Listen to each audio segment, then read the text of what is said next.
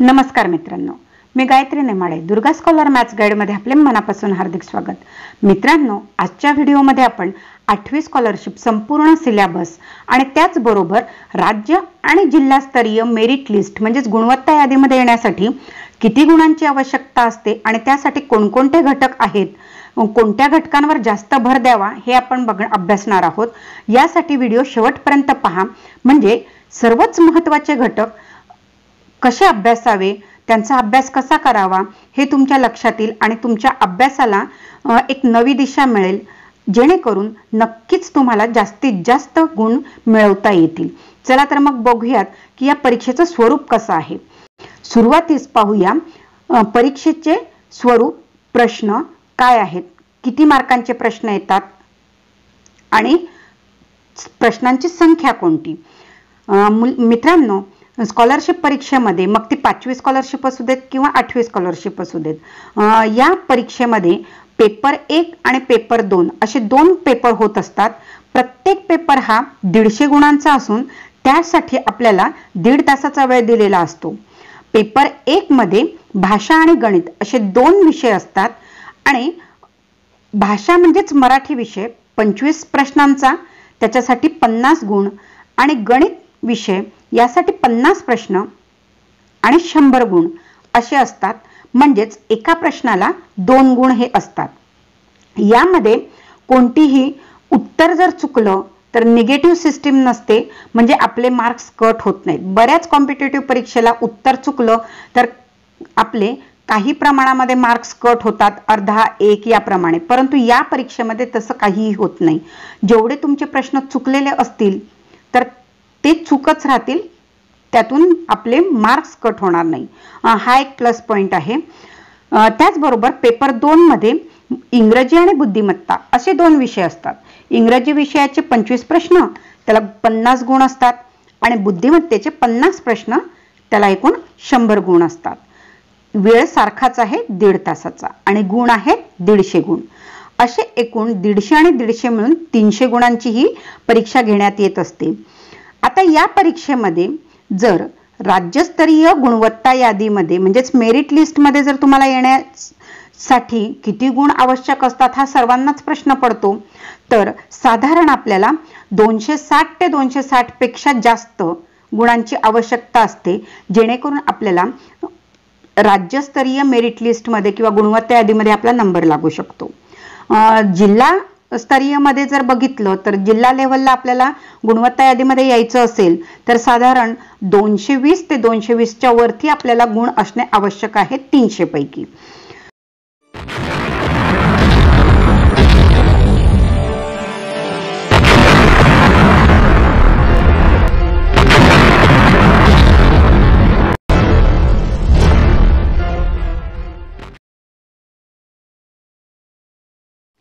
आता यासाठी या 4ही विषयांचा सिलेबस कोणता आहे हे आपण सविस्तर पाहूया। चला तर मग लगेच बघूयात। पहिला विषय आहे भाषा म्हणजेच मराठी। मराठी या विषयावर एकूण 25 प्रश्न विचारले जातात आणि त्याला 50 गुण असतात। यासाठी आपल्याला एकंदर 4 घटक आहेत। पहिला घटक आहे आकलन। या आकलन या भागावर एकूण 6 प्रश्न विचारले जातात, म्हणजेच आपल्याला 12 गुण मिळतात। आणि या 6 प्रश्नांमध्ये म्हणजेच आकलन या घटकामध्ये आपल्याला उतारे, कविता, संवाद, परिच्छेद हे 4 घटक येतात आणि हा स्कोरिंग घटक सगळे असल्यामुळे सगळ्यांनाच यामध्ये गुण जास्त किंवा पैकीचे पैकी मिळवण्याचे खूप चान्सेस असतात। त्यामुळे हा आकलन हा भाग तसा सोपा आहे। दुसरा आपला घटक आहे शब्द संपत्ती। यातही आपल्याला 6 प्रश्न विचारले जातात आणि एकूण 12 गुण असतात। शब्द संपत्ती म्हणजे काय तर सगळ्यांनाच माहिती आहे की शब्द जास्तीत जास्त आपल्याला त्यांचे अर्थ, विरुद्धार्थी शब्द, समानार्थी शब्द, शुद्ध अशुद्ध शब्द कोणकोणते आहेत, अलंकारिक शब्द कोणते आहेत, वाक्प्रचार, म्हणी, शब्दसमूहाबद्दल एक शब्द, एक शब्दाबद्दल अनेक शब्द अर्थ किंवा अनेक शब्द, हे सगळे आपल्याला शब्द संपत्तीमध्ये येणारे घटक आहेत।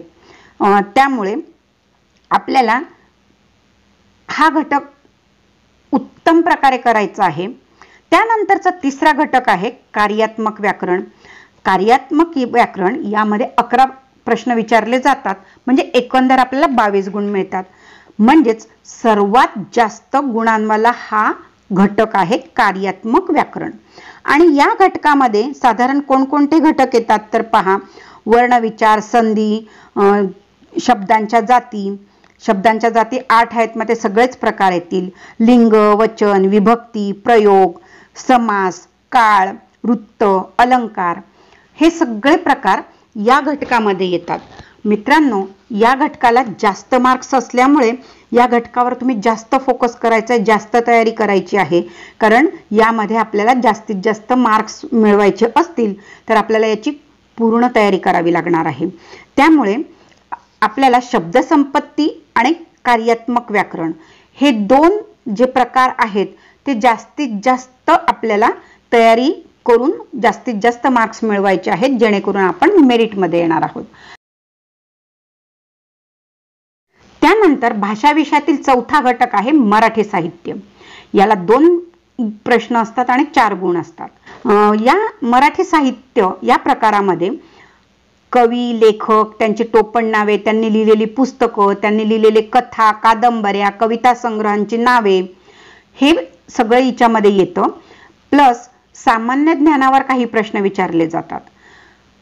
एकंदरीत तुमच्या लक्षात आलंच असेल की आपल्याला जर गुणवत्ता यादीत यायचं असेल तर आपल्याला 2 आणि 3 नंबरचे जे घटक आहेत ते खूप महत्त्वाचे आहेत आणि त्यावर आपल्याला जास्त भर द्यायचा आहे.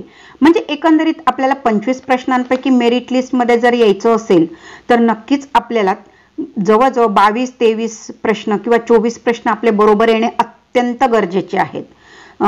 यासाठी आपल्याला खूप मेहनत घ्यायची आहे 2 घटकांवर, दुसऱ्या आणि तिसऱ्या घटकावर. तर यासाठी तुम्हाला ऑल दी बेस्ट. आता आपण पुढील विषय बघूयात, गणित विषय.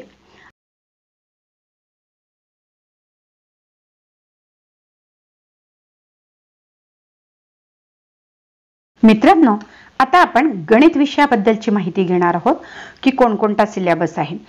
गणित मध्ये 50 प्रश्न विचारले जातात आणि 100 गुण असतात.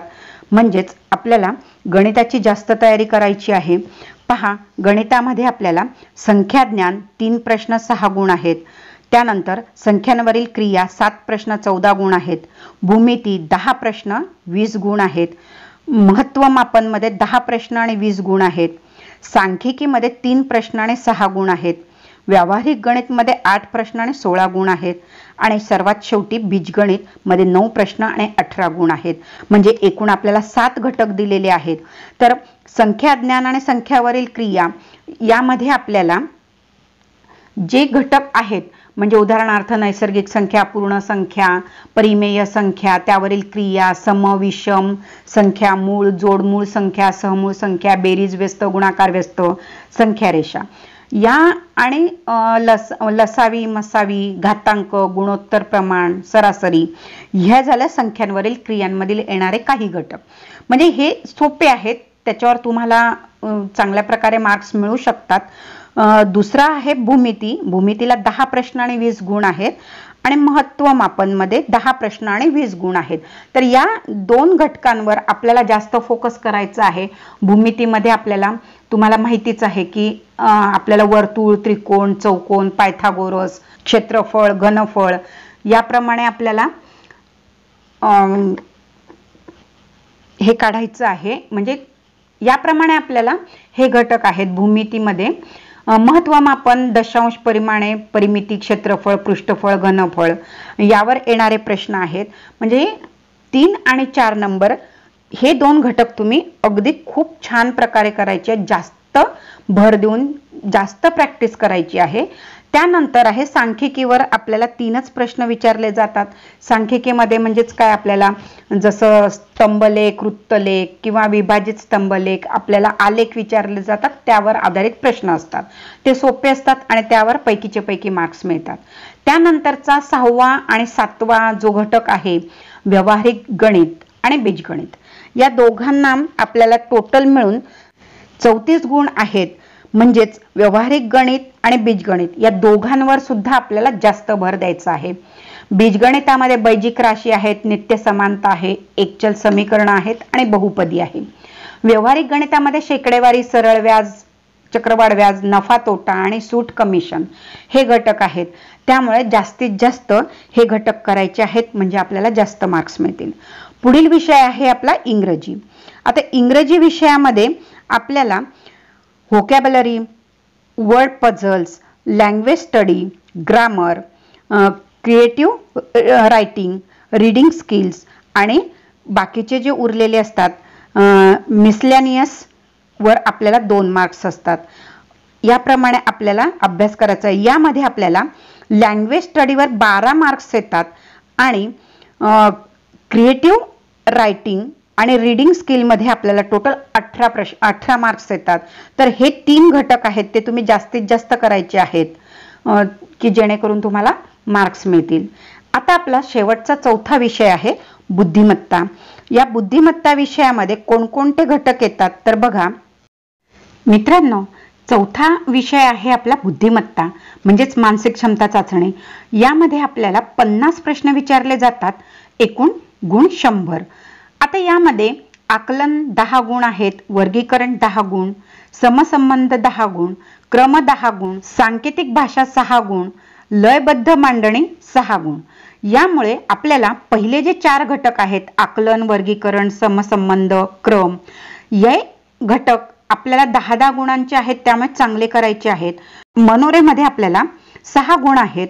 प्रतिबिंब आणि प्रतिमा म्हणजे आरशातल्या प्रतिमा आणि जलप्रतिमा यावर एकूण आपल्याला 6 गुण असतात. तर्क, अनुमान यावर आपल्याला 12 गुण आहेत. कूट प्रश्नांवर 12 गुण आहेत आणि आकृतीचे पृथक्करण यावर 10 गुण आहेत. आता कूट प्रश्नांमध्ये आपल्याला रांगेतील स्थान, दिशा, दिनदर्शिका, व्हेन आकृत्या, गणिती कोडी हे विचारले जातात. आणि आकृती पृथक्करण मध्ये आपल्याला अपूर्ण आकृती असेल ती पूर्ण करा, आपल्याला दिलेले असतील त्याप्रमाणे ती आकृती आपल्याला पूर्ण करायची असते. घड्यांच्या आकृत्या आहेत, लपलेल्या आकृत्या शोधण्या, तंतोतंत जुळणारी आकृती कोणती हे त्यामध्ये येतात.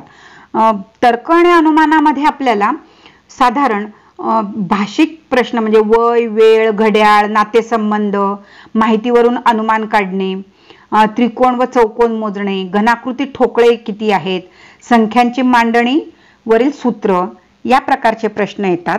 म्हणजेच आपल्याला यामध्ये जवळजवळ आपल्याला तर्क, अनुमान, कूट प्रश्न आणि आकृती पृथक्करण यावर भर द्यायचा आहे. हे असे घटक आपल्याला अभ्यासायचे आहेत की जेणेकरून आपण जास्तीत जास्त भर देऊन ते प्रश्न जास्तीत जास्त सोडवून प्रॅक्टिस करून मार्क्स मिळवायचे आहेत. मित्रांनो, बुद्धिमत्तेमध्ये आपण प्रत्येक एक्सरसाइज मध्ये प्रत्येक उदाहरण मी तुम्हाला सोडवून देणार आहे. आपण ती सिरीज सुरू करत आहोत. त्यासाठी आपण आज बुद्धिमत्तेचे कोणकोणते घटक आहेत ते आपण अभ्यासलेले आहेत. तर आपण 1.1 या एक्सरसाइज नुसार म्हणजे स्वाध्यायानुसार सुरुवात करणार आहोत. प्रत्येक बुद्धिमत्तेचा स्वाध्याय आपण जास्तीत जास्त सोडवून देण्याचा प्रयत्न करणार आहोत. याबाबत जर तुम्हाला काही कमेंट करायची असेल तर नक्कीच कमेंट करा, मार्गदर्शन करा. तुम्हाला काय हवं आहे ते सुचवा. आपल्याला एक ठराविक वेळ जर आपण रोज जर ठरवून घेतली संध्याकाळची की या वेळेला जर तुम्ही ऑनलाईन येणार असाल तर आपण त्या ठराविक वेळेला आपण ते प्रत्येक दिवशी एक एक्सरसाइज आपण सोडवूयात. कमेंट बॉक्समध्ये नक्कीच कमेंट करायची आहे. आणि एकंदरीत तुम्हाला परीक्षेचं स्वरूप लक्षात आलं असेल, मेरिट लिस्टचे मार्क्सचं स्वरूप लक्षात आलं असेल. त्यामुळे जास्तीत जास्त मेहनत करा, सगळ्यांनी मेरिटला येण्याचा प्रयत्न करा. सगळ्यांसाठी wish you all the best.